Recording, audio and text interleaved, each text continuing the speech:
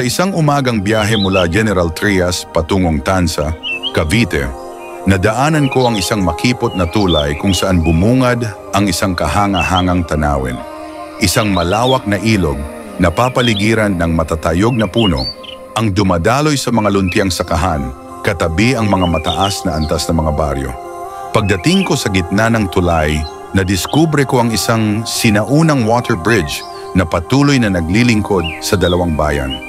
Mula sa itaas ng makasaysayang istrukturang ito, nakunan ko ang tahimik na kagandahan ng kalikasan.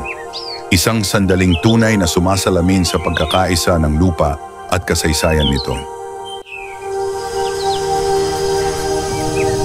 Ooh.